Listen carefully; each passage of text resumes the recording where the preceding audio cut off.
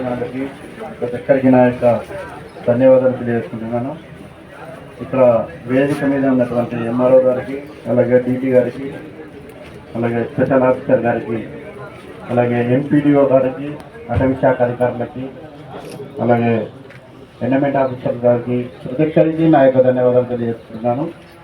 ఈరోజు రెవెన్యూ సదస్సులను ఏర్పాటు చేయడం మన రాష్ట్రం మొత్తం 45 రోజులుగా ఈ రాష్ట్రంలో ఎన్నో ఏళ్లుగా పెండింగ్ ఉన్నటువంటి భూముల యొక్క సమస్యలను పరిష్కరించడానికి మన యొక్క నారా చంద్రబాబు నాయుడు గారు ఈ యొక్క సదస్సులను ఏర్పాటు చేసి వాటిలో ఉన్నటువంటి లోపాలను సరిదిద్ది రైతులకి వారి హక్కుని వాళ్ళకి కలిగించే విధంగా ఈ యొక్క సదస్సుల యొక్క ఉద్దేశం.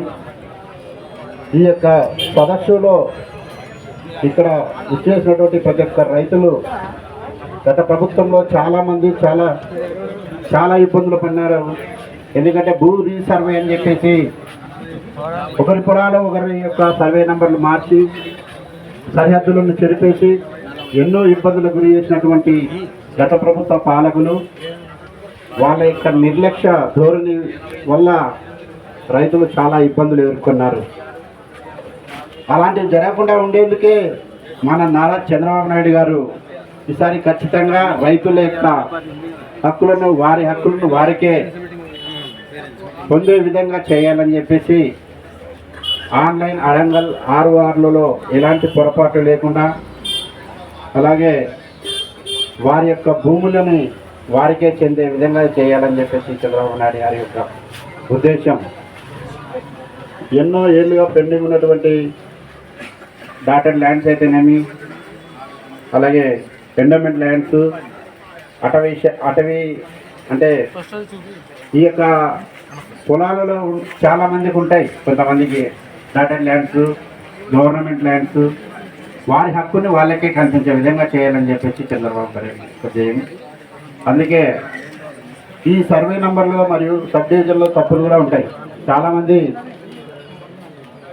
అలా ఎన్నో జరిగినాయి. ఒకరు ఫీల్డ్లో భూముల్లో ఒకరు ఉంటే ఇంకొకరి పేర్లు ఉంటాయి. ఇలాంటివి తప్పులను సవరించడానికి మీ చెంతకే అంటే రెవెన్యూ అధికారులు మీ దగ్గరికి వచ్చి అంటే మీ సమస్యలను పరిష్కరించడానికి ఈ యొక్క రెవెన్యూ సదస్సులను ఏర్పాటు చేయడం జరిగింది. ఖచ్చితంగా ఏవైనా ప్రాబ్లమ్స్ ఉంటే మన యొక్క ల్యాండ్లో కానీ ఫ్లాట్లు ఒకరి పేర్ల మీద ఒకరి ఉండి ఇలా ఎన్నెన్నో అక్రమాలు జరిగాయి.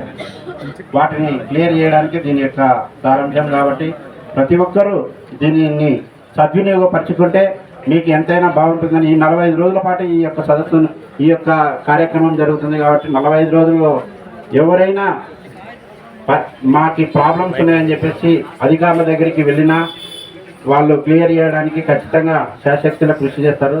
కానీ కోర్టులో ఉండే భూములు కానీ ఫ్లాట్లు కానీ అలాంటి వాటికి మాత్రం వర్తించదు ఇలాంటిది ఈ యొక్క సదస్సు, ఈ యొక్క కార్యక్రమం.